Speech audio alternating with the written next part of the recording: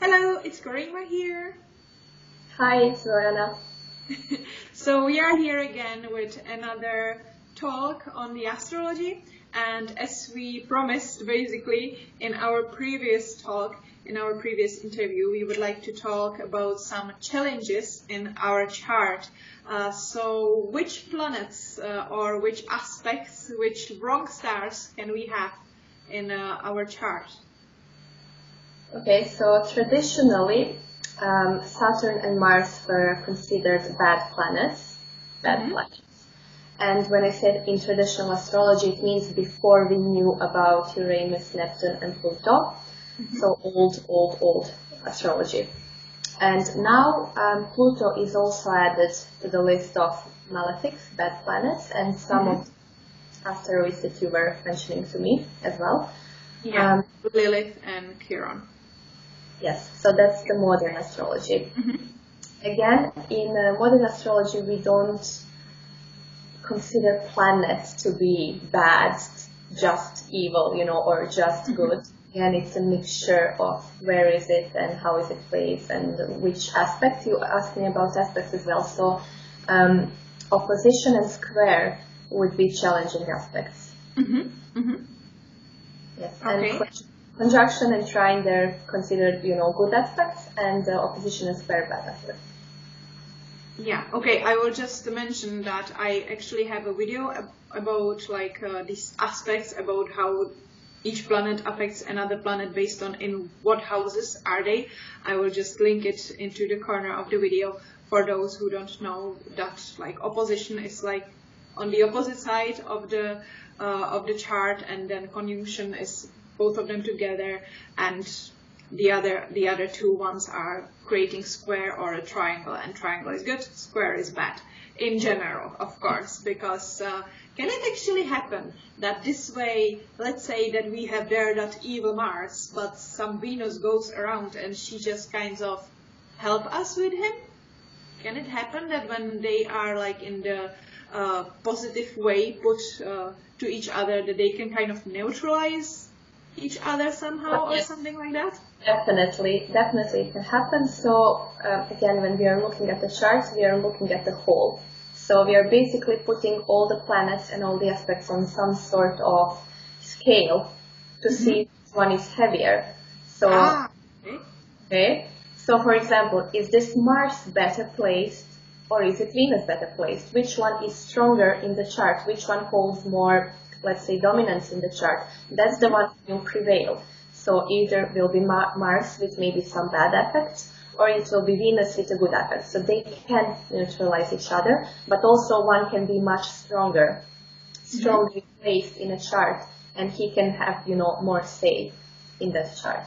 Yeah, but in general, since you said that in traditional astrology, Mars and Saturn were considered really bad planets. In general, nowadays, Mars can still, or in nowadays astrology, we can also see good aspects of Mars, for example, and Saturn. Is it like that? Yeah. So with Mars, I can give you a really easy example. So Mars is connected to our drive, to the force that drives us, and that force is desire. We want something, we want to get it.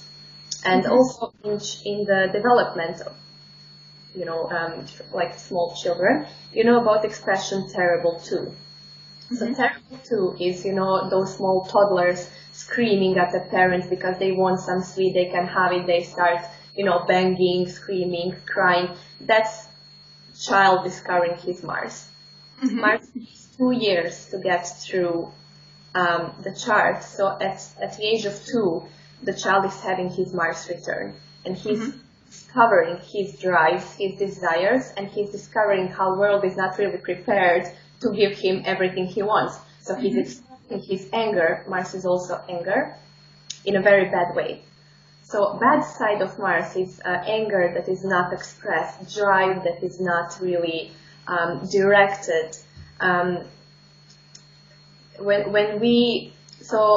that would be the bad side of Mars, and it's very easy to get on the bad side of Mars today because we are not, like, it's socially unacceptable to be angry. We are very politically correct today. We don't address issues directly, like Mars directly heads straight on. We are tapping on the place, we're going around, we don't call things their names, we are very, very nice all the time, even when we don't want to be. So Mars is not actually expressive. Our drive, it's healthy sometimes to be angry, to express it, but we don't have a healthy way of expressing it. So it's easy to get on its bad side. Yeah, in the shadow work, it's basically put like that when you are not expressing also your bad emotions or what's happening, what's kind of bubbling inside of you. Even sometimes you don't have the rational way how to describe it. When you just don't yell time to time or something like that, or just like let it steam out, that it's basically just like sitting and pushing inside of your soul, and it's creating there a mess. It's basically like if you don't do the cleanup. So then the Mars can kind of take over, and it can either explode or it can make you very bitter or something like that, I guess. Yeah, it can make you very passive aggressive. That's like very express Mars. It's Mars that wants to be expressed, but we put him, under the carpet. It gets passive aggressive, and of course it doesn't do anything good for us or the people around us. But on the other hand, since it's a drive, can it just help us to reach some goals? Of course. So we cannot castrate our Mars. So we cannot completely put it aside, because if we do that, we're also losing our power, our energy. If you're unable to get angry at somebody, you're unable to defend yourself. So you need your Mars, you need it healthy, expressed in a healthy way.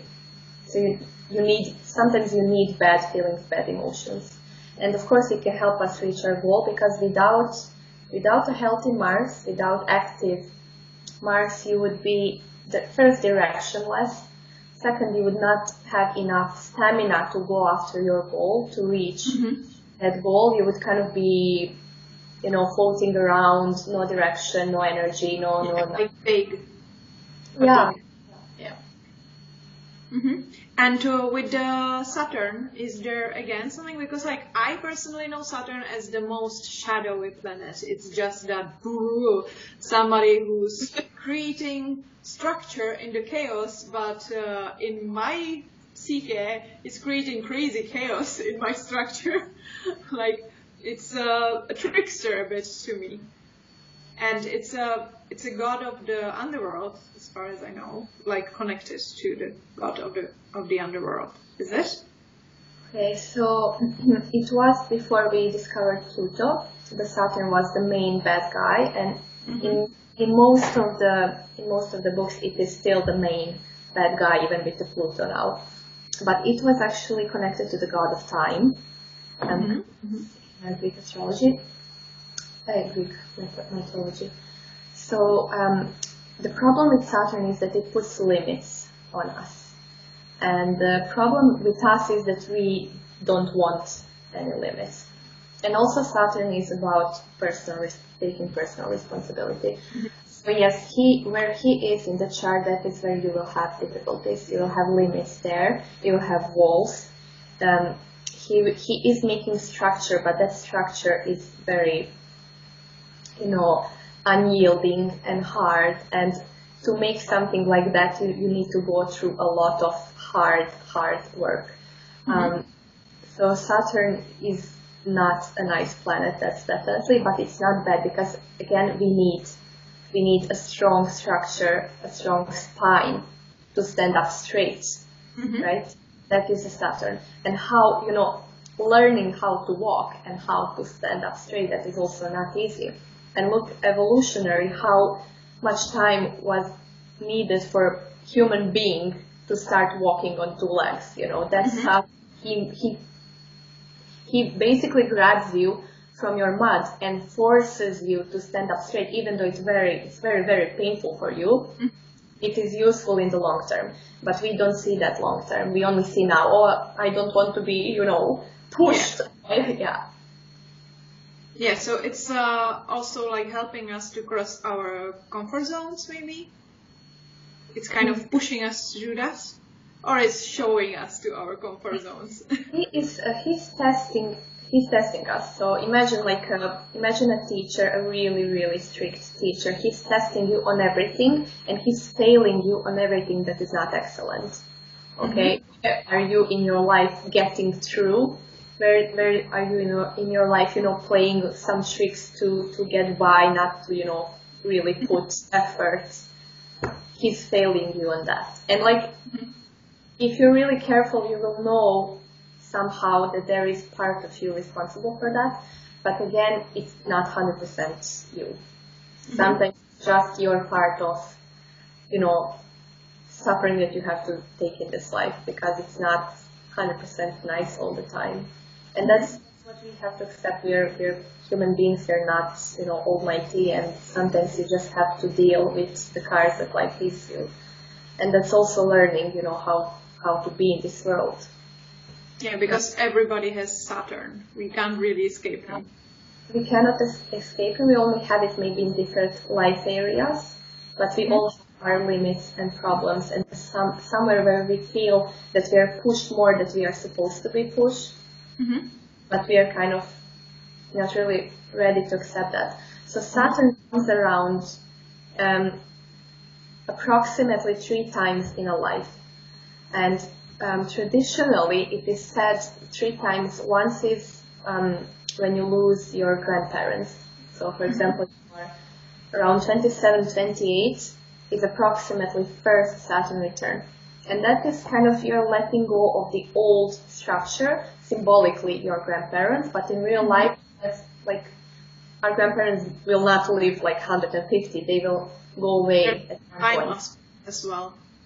The death brings you the realization of the limited time.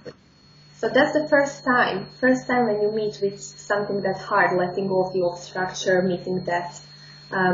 You're realizing something about yourself. I will not last forever. I'm adult. I'm leaving trace in this world. What kind of trace? That's the Saturn asking you. What kind of trace are you leaving? What are you doing with your life? Then second Saturn return, 40, 50 years old, we're maybe losing our parents. That's another thing. We're losing our foundation. We're losing someone who was watching our back all the time. We are now fully responsible for ourselves, 100% adult, 100% it's only us. Again, it is Saturn, asking you, what are you, only you, doing for yourself in this life? And the third time, they say when it comes around, it is coming for you. That's why it's such a, spooky character in astrology. This time it's connected with losing, with death, with all these difficult issues, with illnesses. But if you think about that, it is a process of growing up. It is a cycle of life from start to have to go through that. It's part of life. It just might be sometimes hard to see it as the person whom is it happening, and kind of face it and stuff, I'd say. Because everybody is going through these challenges. But when it happens to us, it's always so strong to us. We are always like, why me? While everyone is going through similar stuff, even though sometimes in different areas of the life than we do. And Pluto? Pluto is that underworld guy, finally. I know that he's mega slow on the sky, and at the moment he's not considered planet. Now they are considering that he will be the planet again. Is it maybe, sorry to kind of go astray, but do you think that that kind of pushing Pluto from the official planets just a few years ago, could it be something like a collective, subconscious try and attempt to push away that awareness or that truth that the underworld is waiting for us? Or some deeper mystery or something like that. It just came on my mind when it happened. I was like, so now we don't have Pluto. Now we are just trying to show the world that the death, that the end, that mystical kind of end or transformation doesn't exist. I love your idea. I love how you put it in the words. I really love it. I think there is something in that. Yes, it could be that we are trying to be very civilized when in fact we are in some basement hiding the primal urge, the animal in us. We are kind of denying it, but it is not, in the end, it is not bringing any good. Okay, we can't cut half of us away and hide it somewhere in the basement and pretend that we're only good. It's like a horror movie. It sounds to me like a horror movie.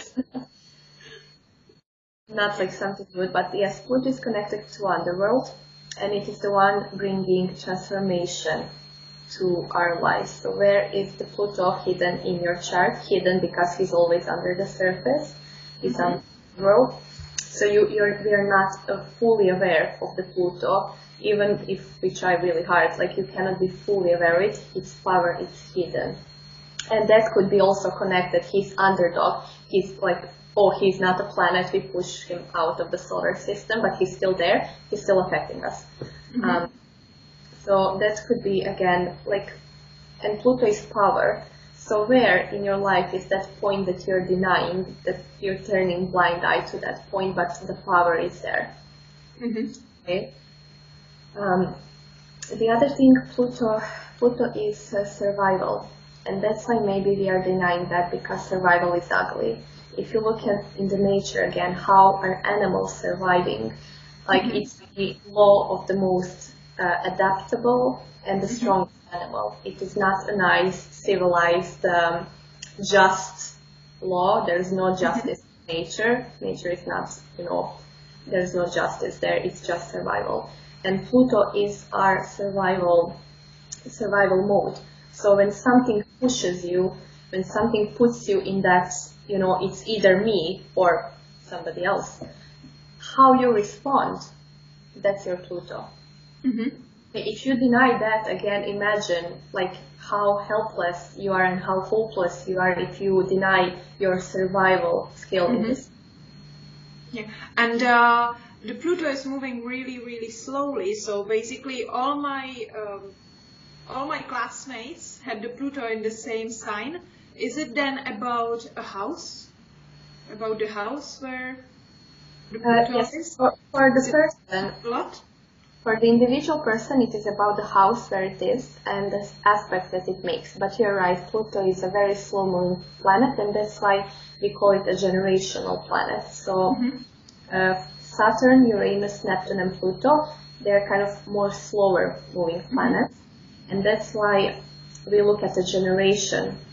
And even if you look at the generation of your parents and your generation, you are so different in some views, like philosophy, the way you react to the world. So if you take a Pluto generations, that's a really big gap. Okay, that's like a 20-30 years gap between these generations. So would it be Pluto in Scorpio? In Sagittarius only.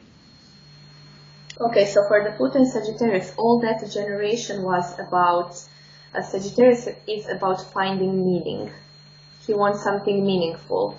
So I have Pluto in Scorpio. Okay. But let's go with Sagittarius, since you started with this. We can talk Scorpio some other time. So Sagittarius was about finding meaning. So Sagittarius wants to, reach the truth. Truth is the ultimate goal, and philosophy and all of that. And he's also about traveling, but not in a literal sort of way. Like, he is about exploring. It is not like a lifestyle. So, for example, your Pluto in Scorpio, that's a very strong Pluto. First of all, it is in his own sign, because Pluto rules Scorpio, so it's very powerful. And now our generation, because I also have the Pluto in Scorpio, we, when threatened, we are kind of very destructive. Destructive generation. So, and destructive things happened in the time when we were born. Okay, countries fell apart, wars happened, a lot of changes in the like world. us. Global changes, yeah. Generation that is born into these changes will like wear like sort of stamp of those things. But if you think about it from let's realistic point of view, if you're born in the middle of some sort of really difficult happening, catastrophic war or something like that, of course it will mark you for life. So Pluto in Scorpio, that's a very destructive sort of responding to when the world threatens us. We will not think about it. We will not try to find a civilized way out. Like for example, Pluto in Libra generation, maybe parents or something like that. That's very. They're trying to react in a civilized manner to threatening events. And Pluto in Scorpio is completely the opposite. So you threat me, I threat you back. You hit me, I hit you back. That's it. So if we are threatened, we will not respond nicely. Somebody with Pluto in Libra, they might try to, they might try to talk about it. They might defend themselves in a kind of more civilized way. They may put their fate for survival in a civilization. But Pluto in Scorpio will say, no, we don't trust civilization anymore. Yeah. Can there be a bit of paranoia as well? A bit of? Paranoid. Oh, yeah, definitely. It has bright and dark sides as well. And again, our generation could be with Pluto in Scorpio reaching for that basement, reaching for that underworld, reaching for the answers outside of what is presented, because Scorpio is digging, so Scorpio is suspicious. And Pluto is also suspicious and digging. So that could be the generation reaching out for, critical information in the places that were forbidden to us, that were taboo topics, not allowed to touch before. They're kind of pulling it out on the surface. That's kind of generational point of view. I consider that a good aspect, though. Well, we have to pull take the problem up yeah. and face it. Maybe not punch it afterwards, but yeah. Also, I wanted to ask you about the retrogrades. I know that at the moment it's such a fashion, like that Mercury is retrograde. Like, beware and don't talk to anybody because every word you say will create troubles. Wait for half year and then the Mercury will be back and you can talk again. So what are the retrograde planets? What is the retrograde thing doing to them and to us? Okay, retrograde planet is planet moving backwards from the point of view from the Earth. So when we have eclipse of all the planets, it sometimes seems as they are moving backwards, and we call that retrograde, going back. Now, retrograde is not always bad, and just because Mercury retrograde is represented in such a bad light, I want to give it a more positive meaning. So it means introspection. Okay, it's slowing you down. Mercury is very fast; it's the fastest planet, except the Moon. Okay, Moon is very fast. It's changing every day, but Mercury is also fast, and retrograde is slowing you down. It's making you stop and think about what are you saying. Okay, so it's making you to maybe reflect more. So if your phone dies, if you can't, so technology is of course connected with Mercury. Phone dies, you're without internet, your throat is maybe sore, you can't talk, what will you do? Okay, maybe this is opportunity for you to sit down and think about something, to reflect a bit, to slow down, to take a look, to stop rushing. Okay, pre-retrograde you have some accident or something, maybe it's a message to stop rushing, slow down a bit.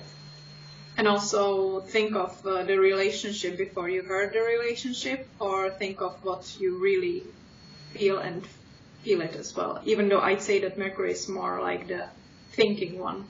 Yeah, it's more intellectual. But Venus can be retrograde as well, and that's when we are reflecting about our past relationship experiences, and also some past issues are resurfacing if they're not resolved. People contacting you again from your past that are not really, let go in a proper manner. So Venus can be retrograde as well. Mars can be retrograde. Uranus can be retrograde. We can have Saturn retrograde. Pluto. Yeah, when Saturn, who's like kind of bad guy, let's say, from our point of view, even though in like higher perspective or bigger perspective, it's only doing its part.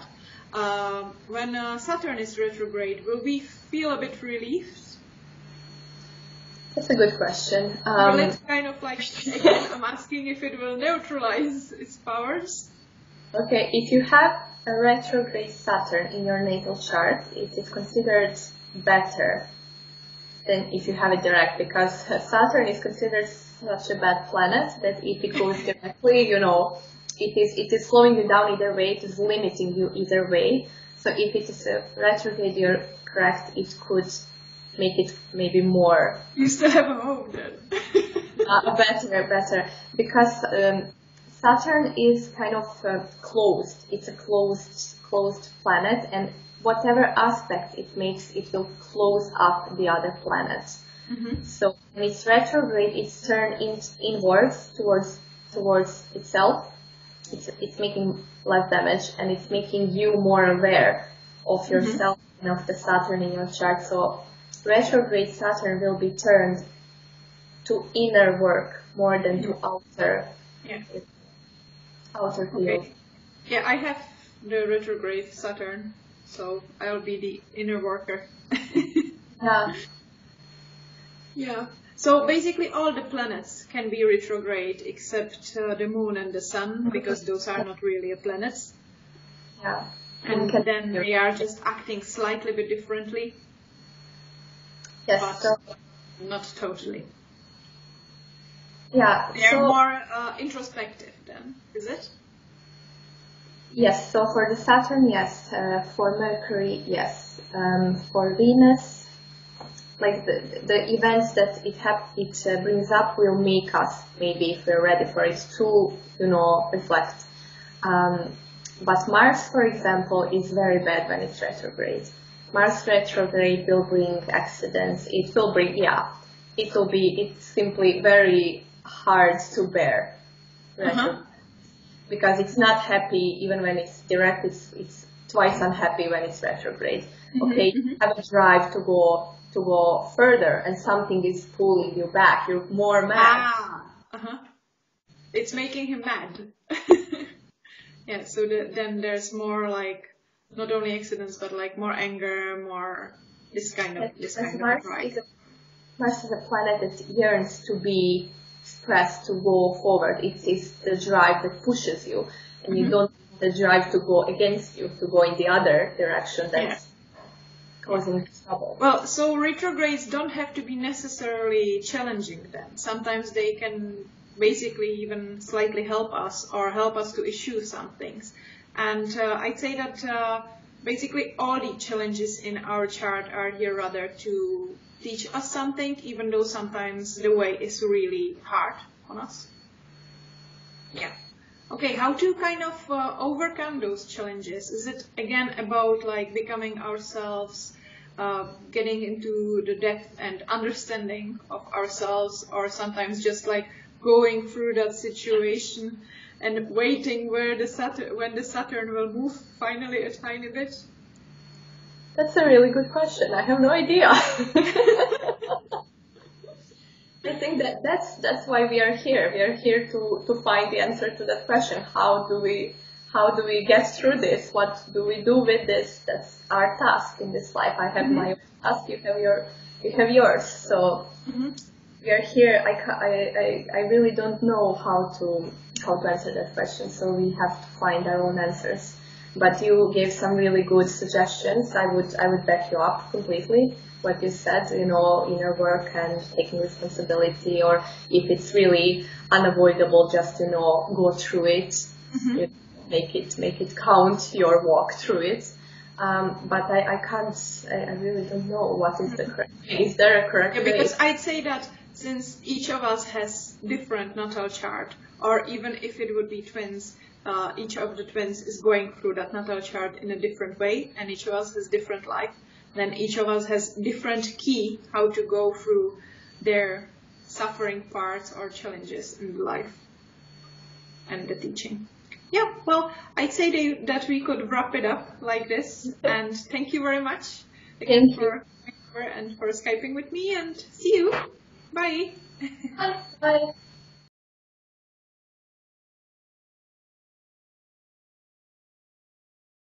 Pokud se vám video líbilo, tak neváhejte dát like a odebírat můj kanál.